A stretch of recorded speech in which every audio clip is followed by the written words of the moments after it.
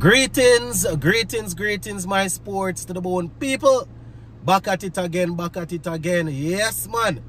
So, in this one, we want to put the West Indies ladies in the spotlight. Every day, we talk about the men. It's time to spread some or to shine some light on the women. The CG Super 50 and the T20 Blaze for women, it has returned. Yes, my people. And the games will be played in St. Kitts. So we're going to talk about that. Going to give you the dates for the games so you can know what's going on. Plus, seeing that we're talking about white ball cricket, still going to fit a little bit something in there about the men, right? What are your thoughts? This is a question. Seeing that a couple of our players turned down the invitation to play against Australia in the ODIs, saying that they are preparing for the T20 World Cup. After the T20 World Cup, what are your plans for the players? Are they going to get a pass to just come back and play ODIs? Or is it a case where it depends on how they perform in the T20 World Cup? Are you just going to select them depending on how they perform in the T20 World Cup or what? I asked this question yesterday. I think it was about that was where red ball cricket is concerned. You know, I was asking, what are we going to do going to England as it relates to some of our players? Now, this is white ball focused here. We're going to talk about the ladies first, and then we'll go into that. So, taking this information from the West Indies official website, the headline says, CG United Women's Super 50 Cup and T20 Blaze regional tournaments return to St. Kitts in 2024. So it says the best West Indies women's cricket, the best women's cricketers in the West Indies will be back in action as Cricket West Indies CWI returns to St. Kitts for the hosting of the CG Super 50 and T20 Blaze regional tournaments. Now, the CG United Super 50 Cup matches will be played at three venues. Warner Park, they will be played at Warner Park, St. Paul's Sports Complex, and the Connery Cricket Center. Right? So that is what they are saying. The games will go from the 4th to the 25th of March. Right? From the 4th to the 25th of March. They say with the 50 over matches starting from 10 a.m. So that is the Super 50 games, the Super 50 games that they are talking about there. From the 4th to the 25th of March. Games will start at 10 a.m. Now for the T20 Blaze, they said the T20 Blaze will feature 5 full days of entertainment for the fans from the 17th of March to the 25th of March. Right? They say at Warner Park, they say there will be 3 matches per day starting at 10 a.m. That's going to be 2:30 p.m. and 7 p.m. right on the light. So from we're going to have games 10 o'clock, 2:30 and 7 p.m. right? That's from the 17th to the 25th. So those who have been asking about the ladies and what's going on with them, you can tune in on those dates to check it out.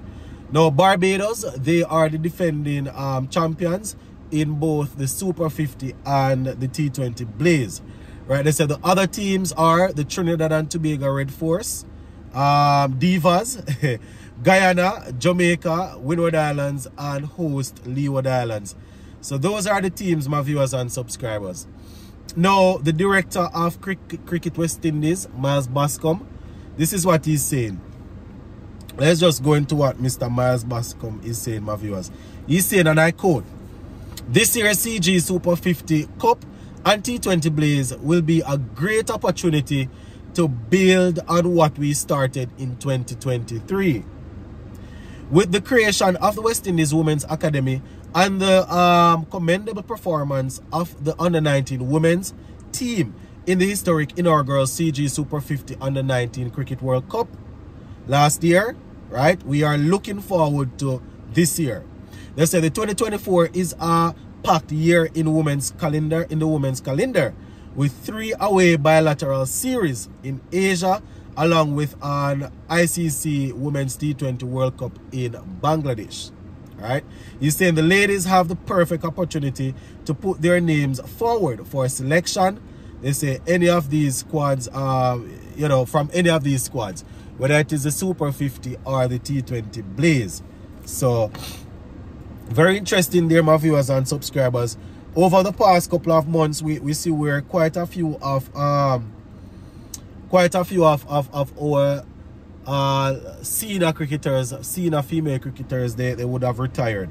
Now for the match schedule, in round 1, which is on the 4th of March, you're gonna have Leeward Islands versus Guyana, Barbados versus Jamaica, Trinidad and Tobago Divas versus Windward Islands, and in round 2 you have which is on the 6th of March, the Guyana. You're gonna have Leewards versus Jamaica, Guyana versus Windward, Trinidad and Tobago versus Barbados. And as we go further down in the tournament, I will definitely remind you guys of the schedule and all of that. So that is how things are actually looking where the ladies are concerned as of now. All right, just before we go, see that we're talking about ODIs, well, 50 overs and T20s. You know, I like to put the main guys in also, the West Indies male team. Now, my question to you all is similar to the question that I asked yesterday where the test team is concerned. Seeing that the players said that they weren't available to go to Australia to play the ODI series, are we going to give them a pass after the T20 World Cup to return, seeing that the excuse is a legitimate one, you could say, seeing that they're actually preparing for the ODI World Cup? Or are you on the side saying that, listen, these guys will say or do anything to play franchise cricket and then try to get back in the West Indies team? Are you thinking of selecting the top players from the ODI, the top players from the Super 50 next time and work with them? Or you just have to go back to the quote-unquote top guys? You know, the Brandon King and the Mayors and all of these guys that said they were unavailable because they're preparing for T20 World Cup. What are your thoughts on that, my viewers and subscribers? It's a delicate balance, this one. Personally, I believe that going to Australia would have provided these guys with way better match readiness, even if it wasn't the T20 ODIs, than what some of them doing in some of these leagues. Because some of the leagues that they are playing, they go and they score 50, 60, 70 here, 40 here, and when they go back to against the international teams, they can score 15 or 20 because of the quality. You understand? You have a couple of quality players playing in the leagues, you know, but at the same time, it's widespread. You have guys that aren't too good that you're going to come up against, and I'm not too sure how much they can benefit your preparation going into a World Cup. But as I said, it's a delicate balance because the format is different. So they are going to make an argument to say, listen, this is T20 in Australia. They were playing ODIs. So we play the franchise cricket to get ourselves ready. It's a delicate balance. How are you looking at it? Will you give them a call up again depending on how they perform in the World Cup?